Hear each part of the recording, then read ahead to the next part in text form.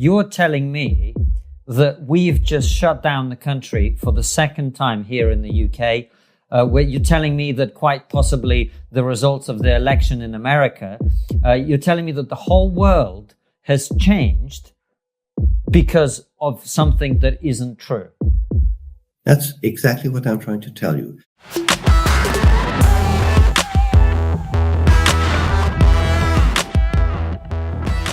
Hello and welcome to Trigonometry. I'm Francis Foster. I'm Konstantin Kisin. And this is a show for you if you want honest conversations with fascinating people. A very special guest we have for you today. He's the former chair of medical microbiology at the University of Mainz. Dr. Sucharit Bhakdi, welcome to Trigonometry. Hello. Thank you so much for coming on the show. We really look forward to talking with you about your thoughts on the coronavirus, lockdowns, your book, obviously, which you've written with your wife about it. But before we get into that, tell us, for our viewers who may not be familiar with you, particularly in this country, because you're based in Germany, what is your history through life? Who are you? How are you where you are? What is your expertise and how are you qualified to talk about these issues? Oh, well, I don't want to talk so much about myself, but I am a born Thai. My parents were in the USA when I was born. That was just after the end of the World War. And my father was a diplomat. And as he was sort of moving around the world, as I have been, so I went to school in Switzerland, then in Egypt, went to the English school in Egypt, Heliopolis, and then to the American college in Cairo. Then I moved to Thailand for 2 years. And finally, after finishing school in Thailand, I went to Germany to study medicine. That was a long time ago. And I graduated from Bonn, the University of Bonn.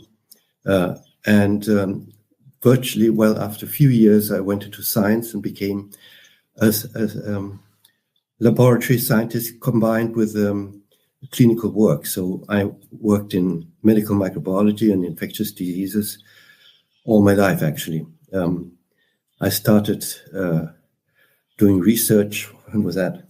My God, 50 years ago, almost 50 years ago. And went through the different stages, became professor of microbiology and was called to the chair of the Department of Medical Microbiology at the University of Mainz. That was 30 years ago. Gosh, yes, 30 years ago. We're making you feel very, very old today. That's the whole point of this interview. Yes, and I retired 8 years ago. So, So you've had this long, distinguished career. You've studied medicine. You retire in 2012. It's 8 years later, and now you write a very controversial book. Why aren't you just enjoying life? Why did you feel the need to speak out about what you feel is the problem with how we're measuring coronavirus cases, how we're responding to the virus, and many other issues that you take issue with? Well, I and my wife are not doing this for fun. We, in March, when the first lockdown was looming, sort of, we thought, this is weird. The situation, there's something wrong about the whole business, the whole story, because it's out of this world. It cannot be true. Why not? Why do you say that? Every government in the world seemingly has accepted this idea that lockdowns are the way to deal with this. Why isn't it the right solution? Exactly. That's what we couldn't understand. And that's why we started making these videos, trying to reach out to the public, to everyone in the social media. Since the mainstream media were certainly going the other way, dragging everyone, what is it?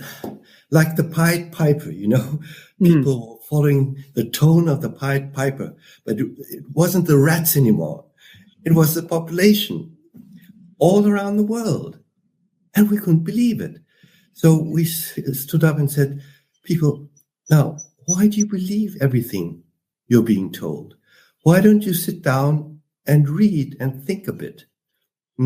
Because if you did that, you would very quickly realize that there's something very, very fishy going on. You started, with the definition of what is COVID-19. Originally, COVID-19 was defined as the severe illness caused by a virus named SARS-CoV-2, all right? It was so complicated that no normal person could understand what was going on. And that was the beginning of the end. Because then, this PCR test came out and became the gold standard for diagnosing COVID-19. Now, anyone who studied, infectious diseases knows that a PCR test cannot be used to diagnose anything. A PCR test is a lab test that may be used to support a diagnosis. So if you think someone is ill, has fever, is coughing, and is short of breath, then it's quite legitimate to do a PCR test to try to find the gene of that virus that you're looking for. And if you find it, or parts of the gene, because a PCR test only looks at parts of the virus genome, very small parts, then it's okay. Then you say, all right, this would confirm the clinical diagnosis. But a real doctor doesn't go around testing people with a test that has never been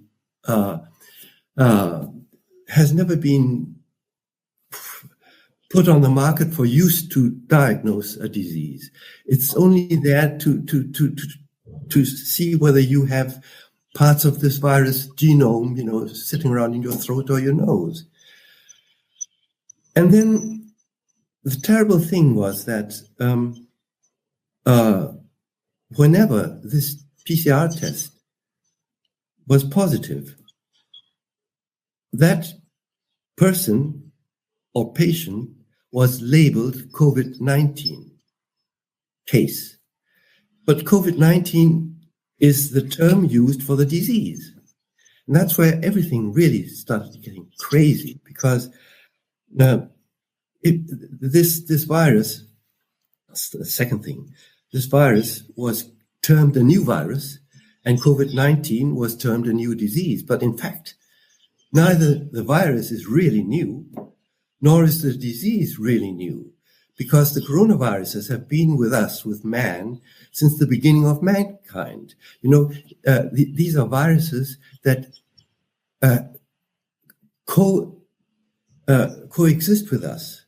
And so every year and every few months, a virus will change a little bit because they mutate all the time. Mm-hmm. They have to mutate, otherwise they can't keep on,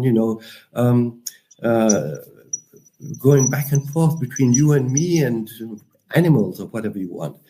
So it's a completely normal thing that these viruses, which are the most successful viruses in the world, together with the flu viruses, by the way, because they manage to keep the host alive. They don't kill the host. They don't want to kill us. They want to come and visit me, and then they want to go and visit the next guy, And in order to be able to do this, they change very little all the time, so that when they come back next year, they can come and visit me again. Otherwise, my immune system, would not allow their entry at all. You see, this is something that people don't really understand. So when we started reading up to see what's going on, we realized that no one knew about this. So we tried to tell the people, a positive PCR does not mean that you are infected. It could mean that you were infected, and now they're just pieces of the genome lying in your throat, and you take a swab and take it out, and then this PCR machine, multiplies that genome. So the number of cycles will tell you how many times this genome has been multiplied. It's like, sort of an alcohol breath test. You drink one mil of vodka, you're not drunk, but if you drink 100, you are drunk. So you get caught in the police control, and you do this breath test, and you've only drunk 1 milliliter. So the police say, okay, keep on going. We see that you did drink a bit, but you drank so little that you didn't reach the red mark. Finally, you've put it into language Francis can understand, Dr. Bhakti. Thank you for that. Yeah. So the PCR machine actually tells you, the number of cycles, the cycle threshold that it went through until the test was deemed positive. But the cycle threshold has never been standardized, So in fact, when the PCR machine says you're positive, it might have just measured 1 mil of the vodka, 0.05, but you're still tested positive. Now, while the police say, okay, keep on driving, your politicians now say you go into quarantine. But Dr. Bhakti, I want to ask you a question. So you say there's something fishy going on. Could you expand? What do you mean by that? It means that the way of, first of all, diagnosing this disease, COVID-19, is at variance with everything that anyone learns in infectious diseases. You're using a lab test to make a very serious diagnosis. All right. Now, as I said, this PCR test will light up if you have 0.05 per mil in your blood of alcohol. This is the same thing. And yet you're deemed to be COVID-19 case. That means that you have a serious disease and you enter the records as a COVID-19 case. So to put it in very simple language for people listening, what you're really saying is the PCR test is likely to massively exaggerate the number of people who are actually suffering symptoms of COVID-19. Oh, yes, horribly. I mean, so much that it's criminal to say that these are COVID-19 cases. Because everyone in the world believes, oh my God, now we've had 250,000 COVID-19 cases in Germany. But in fact, you probably have had, I won't be able even to estimate, I can tell you that probably, and we've had 10,000 COVID-19 deaths.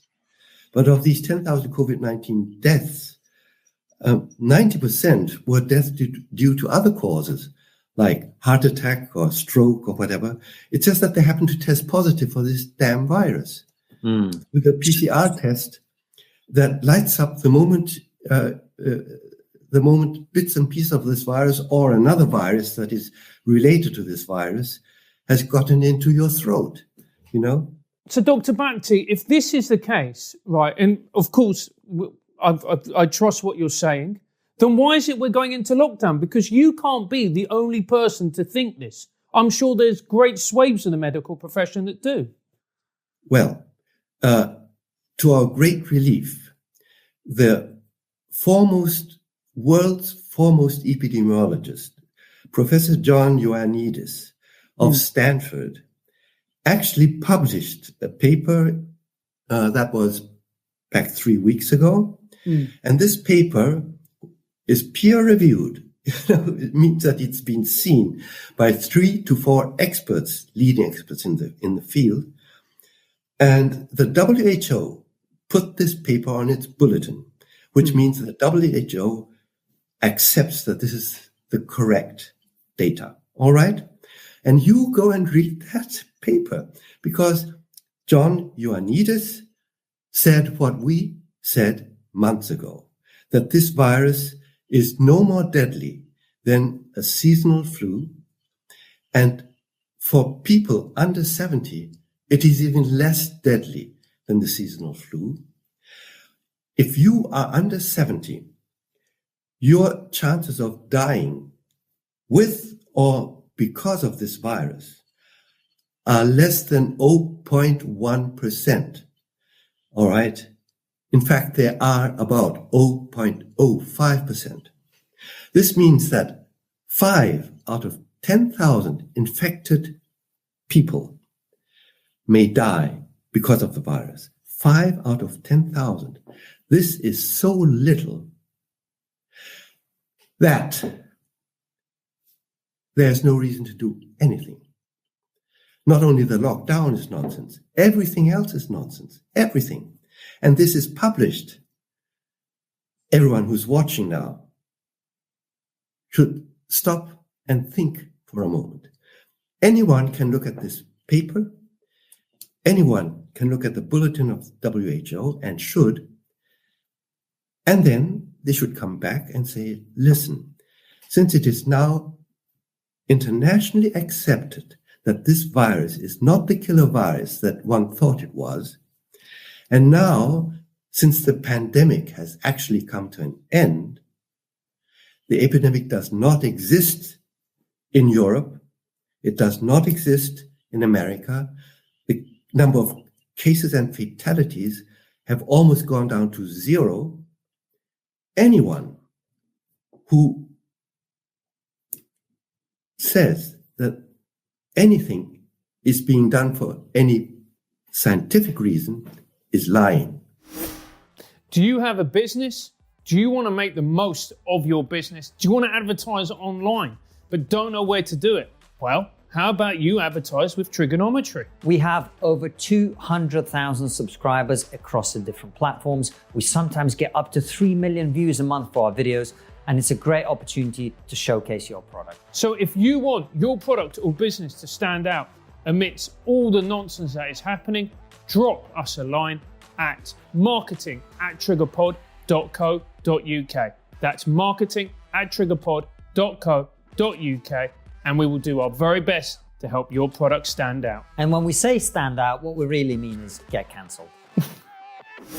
Dr. Bhakdi, I mean, this is a very scary moment for me listening to you, because I think you make a persuasive case. We've established that you're a medical professional who has, as I said, an established career.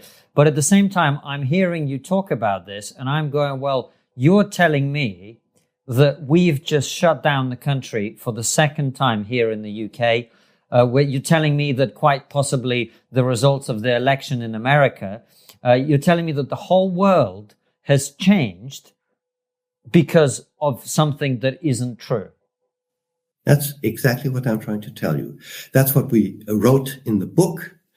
And in that book, the last sentences of that book took us a long time to write, because we put everything we had in our soul into these words, that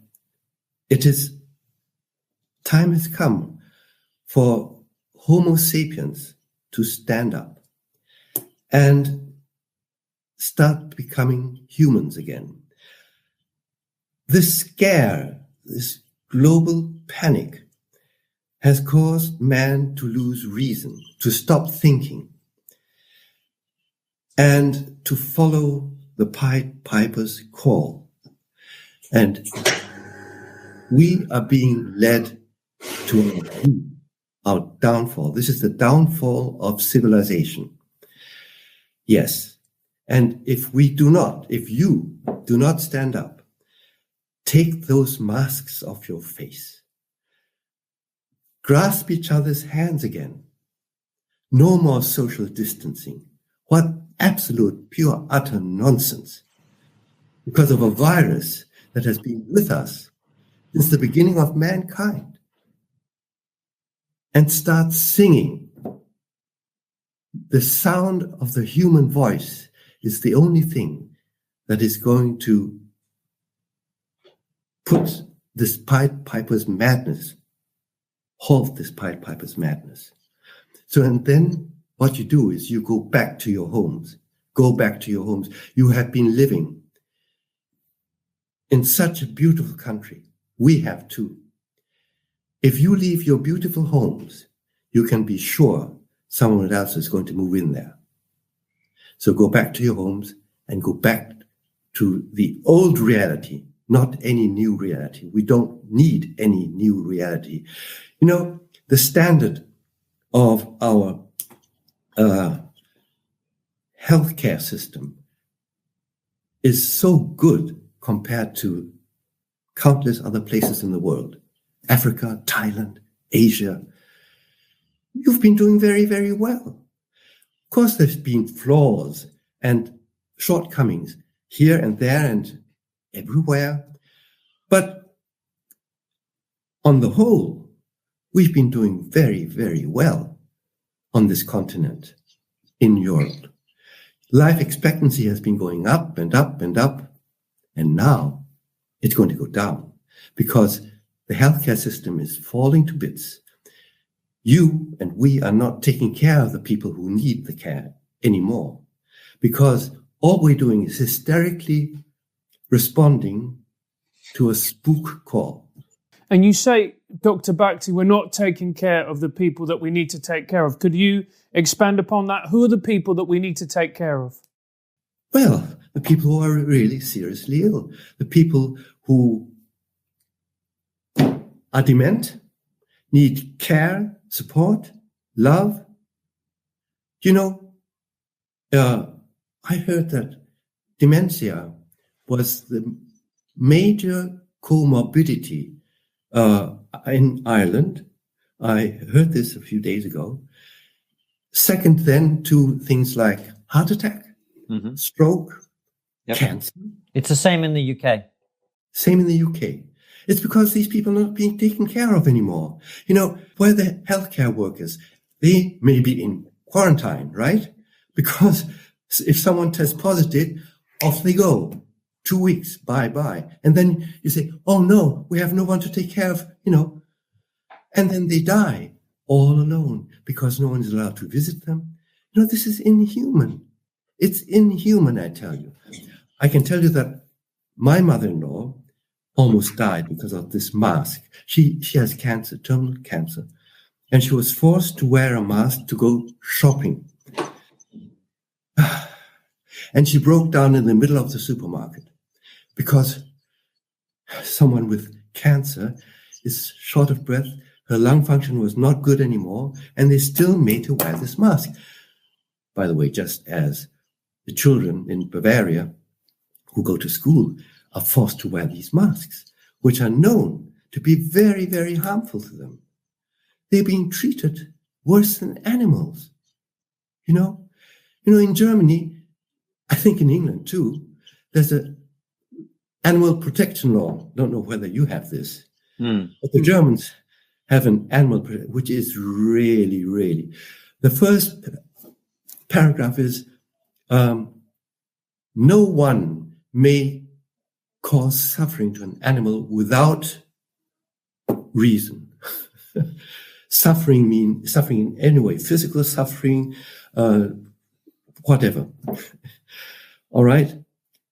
Now people are going around making our children suffer, and the elderly with their ailments. They suffer. They suffer horribly, but you're allowed to do so. The government passes a rule, not a rule, but they're going to pass a law and shorten your life. I also am not allowed to wear a mask because I am elderly. I'm 74, and I have a sort of borderline blood pressure. When I wear a mask, the CO2 behind the mask goes up, my pulse goes up, and my blood pressure goes up.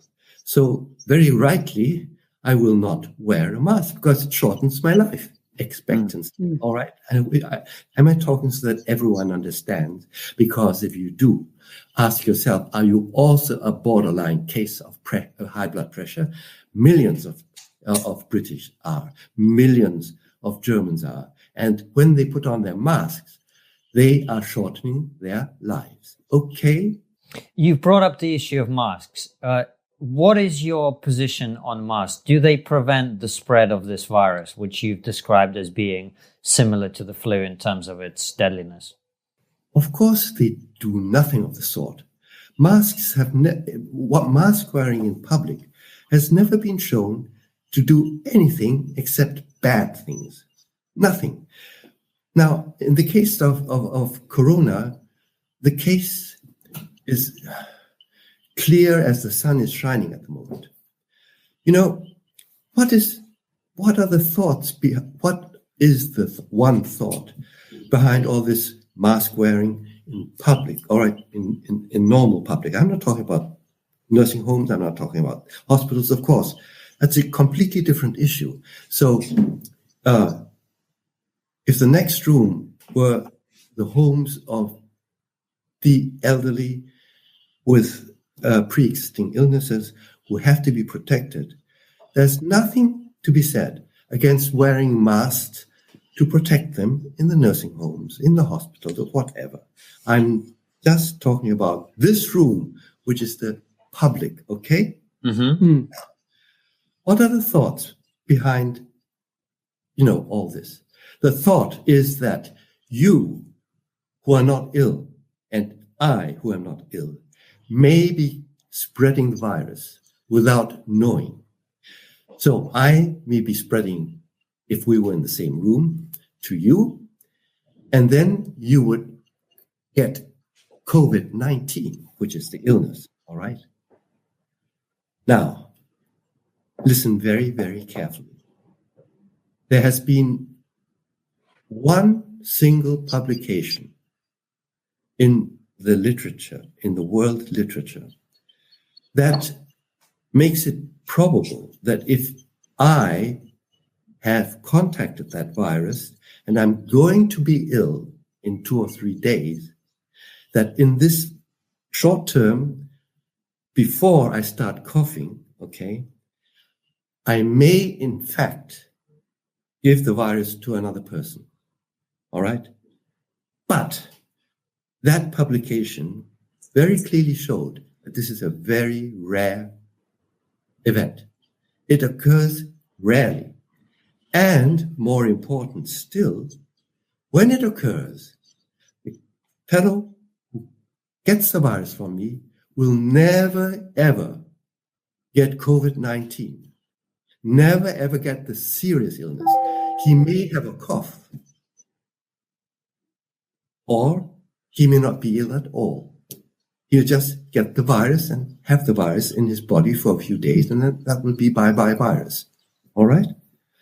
So it has never been shown at all that pre-symptomatic people will cause the disease in others.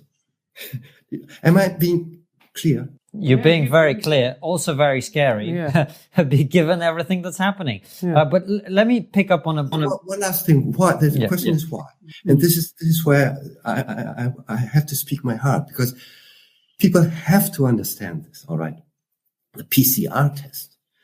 You stick this stupid swab down into the throat or nose, pull it out, and put it in the machine. And I told you this machine is not calibrated in any way to say there's enough virus to cause disease, okay? In the first place. In the second place, what you don't realize is that the concentration, the dose of virus that is sticking in your throat is at least 1,000 times higher than the stuff that comes out of your mouth when you start speaking. Even if you have a cough, and this has been shown for another coronavirus, the concentration of the coronavirus that comes out, the dose, is at least 1,000 times lower than what you have there. This means that if you cough the virus into another person's nose, the dose that he's getting is very, very low. Now, I don't know whether you can understand this, people without, any basic training or schooling in infectious diseases, but there is such a thing as the infectious dose that has to be met until you contact the disease. And there's another thing.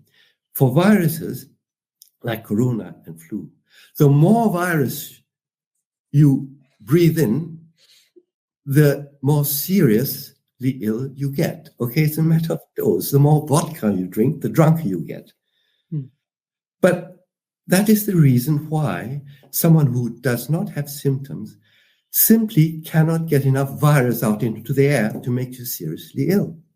It's so simple.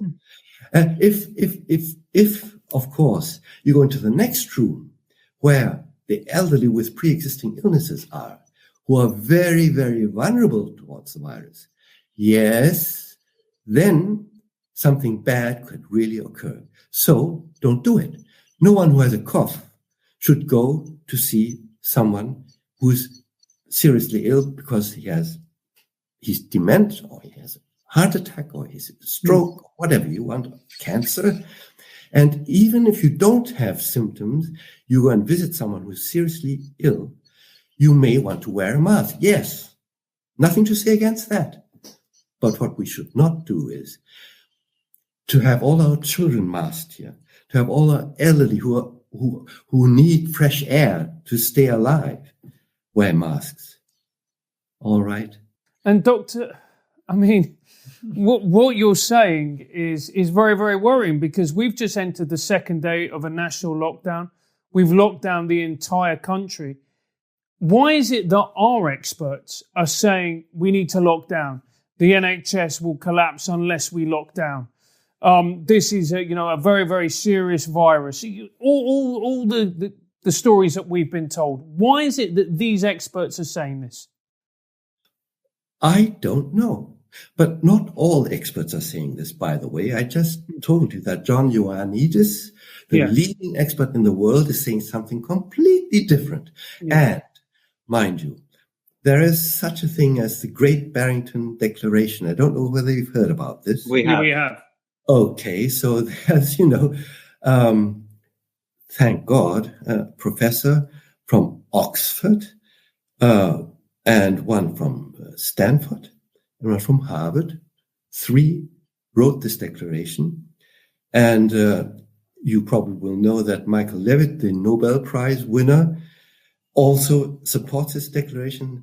And this declaration has now been signed by, I haven't looked at the last numbers, but the last time I looked, there were 35,000 physicians and scientists who had signed this declaration. I was one of them, of course.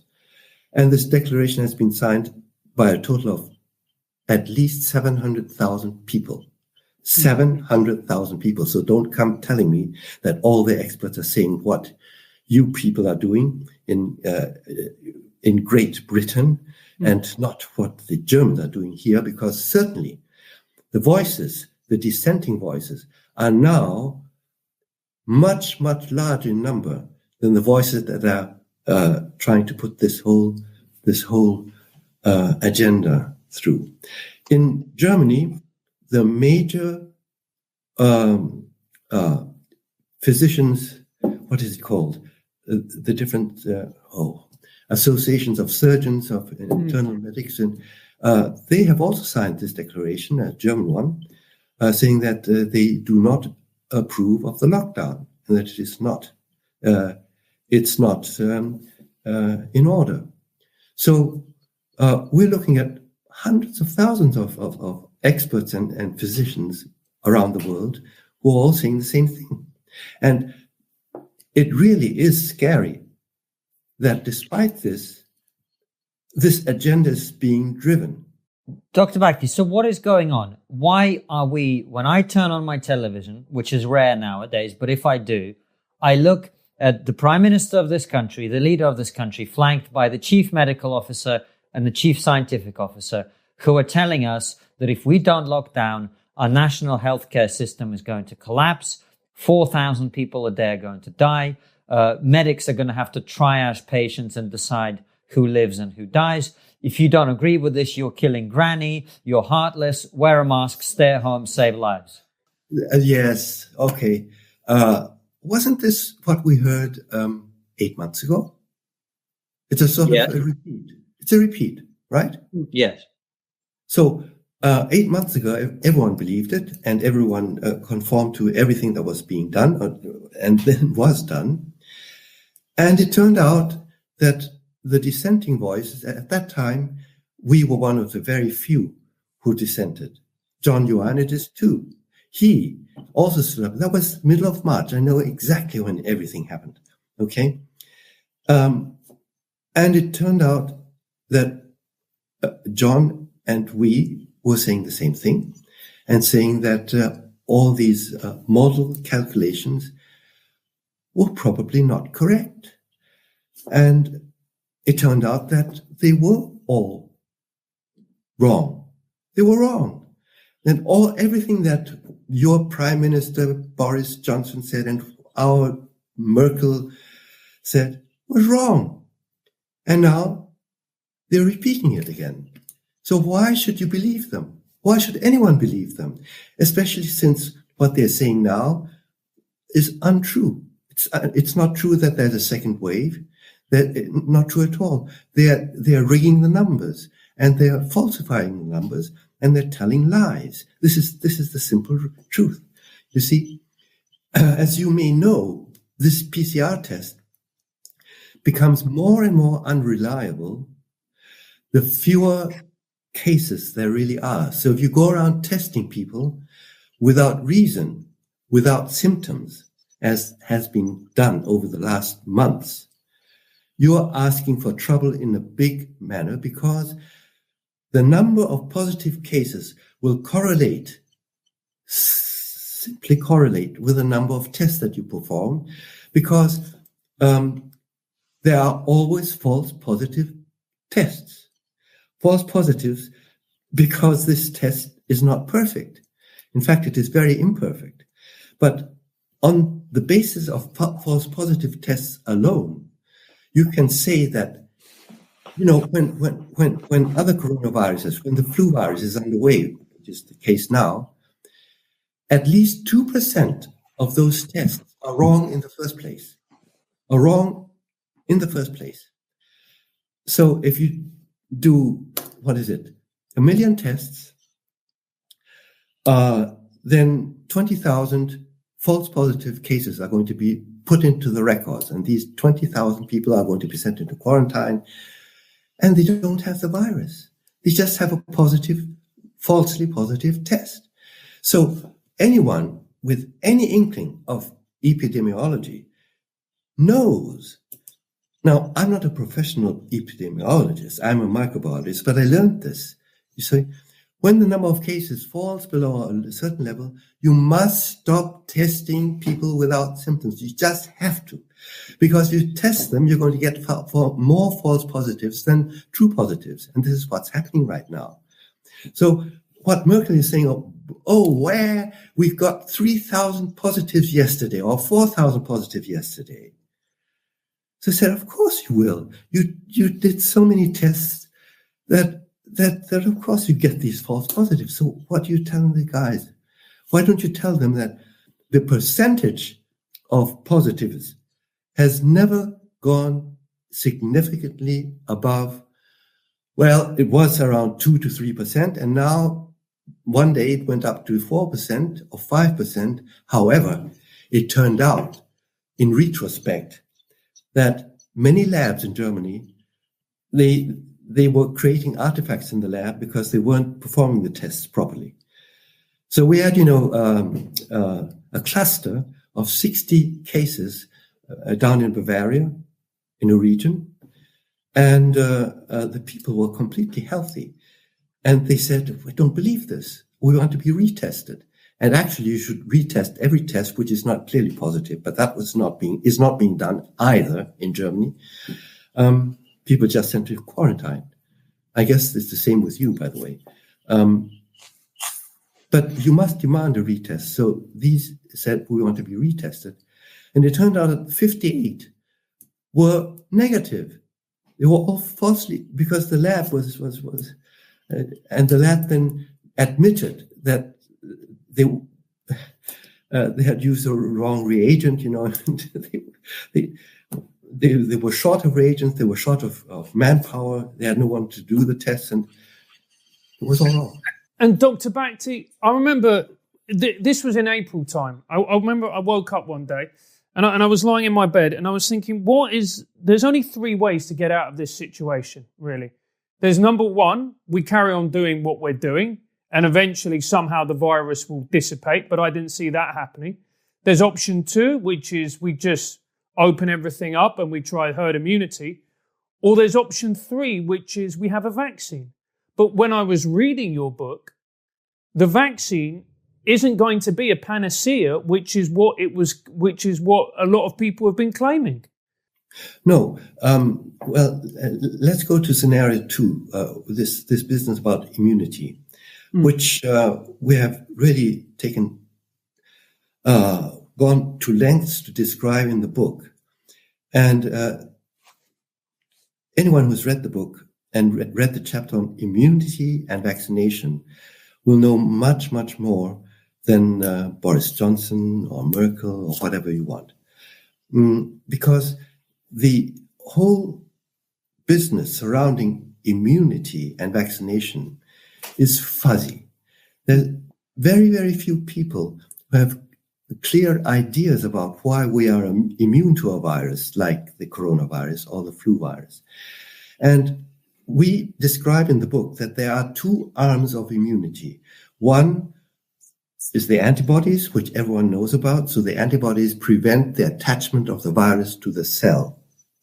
The antibodies catch the virus, so the virus can't go to the cell, to my head. But these antibodies fight on a one-to-one, man-to-man. So if there's one virus, you need, a few antibodies, let's say 2 antibodies to stop it. But then the antibodies are bound. So if a second virus comes, it can't be stopped. Obviously, a matter of numbers, all right? And something that even Boris Johnson should understand. Should. You're very kind to our Prime Minister. We are less so. No, I think that he will, if he cares to listen. You see, the trouble about these people is they know everything already, so they don't have to listen to guys like me. But maybe they should listen to other guys like John Ioannidis. Or anyway. So the second problem is, what I'm trying to say is, even if you have antibodies, so you were vaccinated and you get antibodies, they're there, true. You can only be protected if the number of viruses is low. If that's simple. So this whole business about an immunity, health pass is stupid, because that pass doesn't tell you how many viruses you can deal with and whether you're going to be able to deal with virus someone coughs in your face, all right? The second very, very difficult thing about these antibodies is that, you get immunized, then the antibodies come and are there and may protect you from the virus. Yes, you're protected. But as months go by, the levels of antibodies just drop. You can't keep them up. Your immune system doesn't do work unless it's necessary, and it just stops, because these antibodies have to be produced, and they have other things to do than produce antibodies that are not being used, all right? So after 2 or 3 months, even though you have this passport that says you are immune, you're not. And everyone wants to believe it. They are rather ignorant. And I cannot imagine that Boris Johnson doesn't understand this. Now, then what happens is, and this is happening all the time, you see, because we do have antibodies against the old coronaviruses, this is known. And these antibodies are able to catch the new virus to a certain extent, not as well as the old virus. And that's why you can still get infected with the new virus. That's why new infections do occur. However, what happens after the new virus now enters the cell? My head is the cell. Okay, this is the first time my head has become a cell, because it goes into my head, it multiplies. What happens is that as the virus is being multiplied in my head, so that more viruses come out of my head and go to your head and infect your cells, all right? waste products of the virus are just fall out.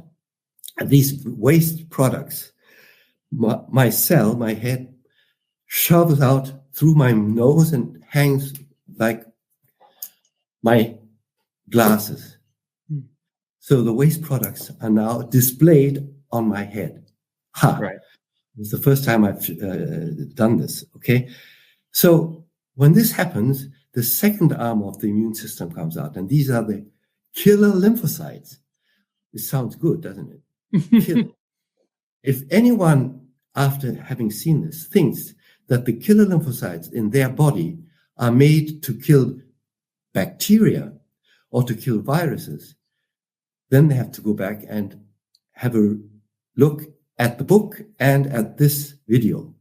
Because the killer viruses, what they see, now where's the killer virus? This is the killer lymphocyte. My killer lymphocyte sees the waste product, sees the eyeglasses on your head, and says, aha, something fishy is going on in the head. And I recall having seen these glasses before, because the glasses of the old coronavirus look like this. A little bit different. Yeah. But still quite similar.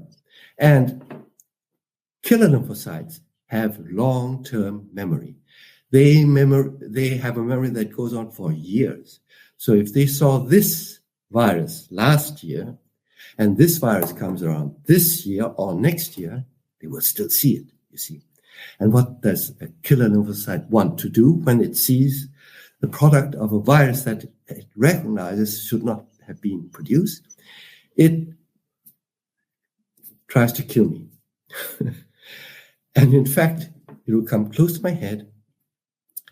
And then what happens is the kiss of death. This virus will kiss the cell, which is supposed to kill, which is the own cell, the cell of my respiratory tract that dares to make the virus. Okay? Yeah. And then after the kiss of death has caused my head to die, this killer lymphocyte goes away, and it can kiss a second time and a third time, you see? So the killer lymphocyte is really very, very, very powerful. And that's why, in the end, one killer lymphocyte can kill many, many virus-infected cells, and 1 million killer lymphocytes, and you have these, can kill so many virus-infected cells. It doesn't kill the other cells. It's only the cells with this waste product of the virus. And then you get up and go to work, if you have work, after Boris Johnson has put some work. All right? And that's the end of the story. And Dr. Bhakti as well, they're talking about, creating this vaccine, but there's never been a vaccine created against the coronavirus, has there? I hope not. They were trying to create one against the SARS virus, and it failed dismally. It doesn't work. Look, the thing is this. 80 to 90% of the people who really contracted this virus did not become seriously ill because the infected cells were killed on time. They were infected, but the cells were killed on time, and the fire was extinguished. The factory was shattered and broken. So what we're saying is that 80 to 90% of you have sufficient immunity. What you want to call this, I don't care. Let's call it background immunity so we don't start quarreling. This is not herd immunity, it's background immunity due to your lymphocytes that recognize the old coronaviruses. We can stop at that. Now, this background immunity probably is there because lymphocytes in your body are present that recognize these eyeglasses. All right, we've come this far. The question was, when we wrote the book, do your killer lymphocytes really recognize the waste products of the new virus? All right. And we were just absolutely delighted when this publication appeared. A string of publications have now appeared since July that say, yes, 80 to 90% of the people running around here do have these killer lymphocytes in their blood. Well, 80% in their blood. And all right, there are only the lymphocytes in your blood are only less than 10% of the lymphocytes in your body, because over 90% of the other lymphocytes are in your spleen and your lymph nodes, and they just don't happen to be there when the blood is drawn and you want to test them, okay?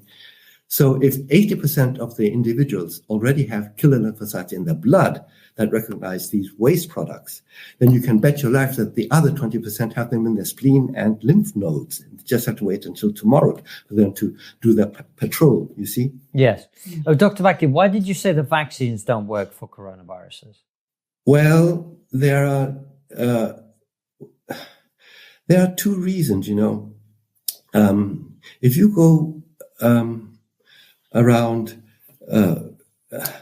putting a vaccine in your body, let's now take the gene-based vaccine that AstraZeneca is developing, and AstraZeneca has already sold to Merkel 54 million doses of the Astra vaccine, gene-based vaccine, have been reserved by our chancellor with our taxpayers' money.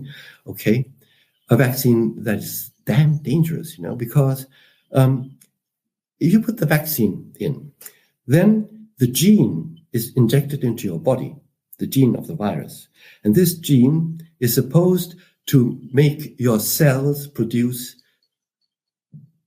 the product against which, so produce the hands of the virus against which antibodies should be made. But as these viral hands are being made, waste products are also going to be created. And these waste products, again, will be, the waste products of the hand will be similar to the waste products of the old coronaviruses, okay? So what happens then is that you have to be afraid that those people who already have the killer lymphocytes that recognize this will go and think that the cell that is making they're going to start destroying healthy cells. You're going to start attacking healthy cells. Yeah. And in fact, I can't prove this has happened. I just know that so many of those vaccinees got such serious side effects, pain, swelling, fever, headache, joint ache, muscle ache, that the protocol of this AstraZeneca trial had to be changed, which is not allowed actually, so that the next vaccinees received paracetamol, high dose, to alleviate them of the symptoms. And then the trial went on. But then two very serious side effects came. This was sort of transverse myelitis, which is, the spinal cord gets inflamed. No one knows why, but there are many reasons why one may think that an auto attack has been started by the lymphocytes on the nerves. Now, I won't go into this. It doesn't go the straight way. There might be turns around the corner, but it may be. So this is the one thing that makes the vaccine dangerous. The second thing that makes it dangerous is that, let's say you got past the vaccination, and now you have your antibodies, but you also have reawoken those killer lymphocytes to this virus and to the head. Okay, so this is like when you have a boxer, a coach in the ring. You've done you have a round, and now he's coached you again, so you become stronger and more ready to fight. Now, when the real virus comes and overcomes the few antibodies that you have, and you get really infected, you will have so many killer lymphocytes ready that they might overdo their job, okay? And this would be an immune response dependent enhancement of immune enhancement, which ends in autoaggression again. You have an overdose of immune response. I don't know whether I make myself clear. No, you've made it absolutely clear. I mean, the question that I want to ask you, Dr. Bhakti, and it's not a particularly fair one, but would you take the vaccine? Of course not. I'm not mad. I'm not mad. Look, if you are under 70, your chances of dying because of this vaccine are minuscule. 5 out of 10,000 infected people under 70. Now, in order for a vaccine to get licensed, I don't know whether to get approved, it has to be shown to be effective. How do you show a vaccine to be effective? You have to show that it saves lives. But if you're losing 5 out of 10,000 lives, how are you going to show that that number is going to be reduced by a vaccine? You can't. You will never reach statistical significance, because if it goes down from 5 to 3, it's not significant. All right, sorry. So forget it. Why should I want to be vaccinated? That's a very, very powerful point, Dr. Bhakti. We're starting to run out of time. Let me ask you one more question before we ask you our very final question, which is about lockdown. Now, you've made yourself very clear you don't think we should be doing lockdowns. You don't think we should be doing anything, actually, in dealing with this virus, because you believe it's no worse than the flu. I don't believe I know it. It's been shown. There are data. I'm not disputing it. I'm just trying to simplify it for our viewers and listeners. That is your position. In terms of the lockdown, then, obviously, governments all over the world have decided to do that.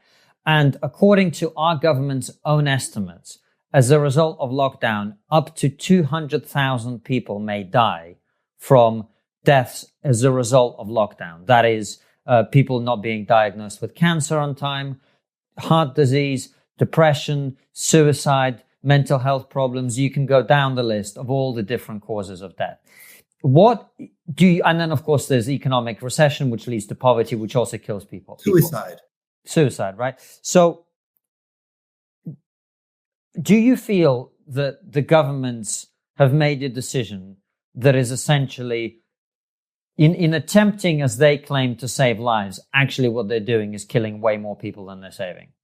Of course they are. And I can tell you that lawyers around the world are now going to bring thousands of cases to court and to bring those people to justice. I know that the first cases are being filed next week here in Germany. And I know that the British are also going to be taken to court. I hope the right ones are going to be taken to court, and I hope they're going to be punished, because what they are doing is criminal. It is simply criminal. This is what not only I am saying, but thousands and thousands of people are saying. And it's not a matter of belief. We know that people have died. We know that people are dying around the world because of these lockdown measures. Millions of people in India have starved to death and are starving to death. And it's simply inhuman to do what they are doing. It is inhuman. And I think that is a very, very powerful point to end the interview on. Dr. Bhakti, thank you so much for coming on. We really do appreciate it. We always end our interviews with the last question, which is always the same, which is? What's the one thing we're not talking about that we really should be? We should be talking about why and how has our society allowed these things to happen? How and why? And we must strive to get answers to those so that this will never happen again. Dr. Bhakti. Thank you very much. And of course, before we let you go, again, we appreciate your time very much. For people who want to familiarize themselves with your argument and your book, the book is called COVID False Alarm: where can people buy it and have a read of it? And also, if people can follow you online somewhere and read your thoughts, let us know that as well. Well, I think you can buy the book anywhere in any bookstore in England now. It's called Corona, False Alarm. Corona, sorry. Yes, it's being distributed worldwide. It's also being translated into 8 other languages, by the way, including Chinese, which is appearing next week. So there is a demand for this book, and we hope many people read it. We're not earning from this book.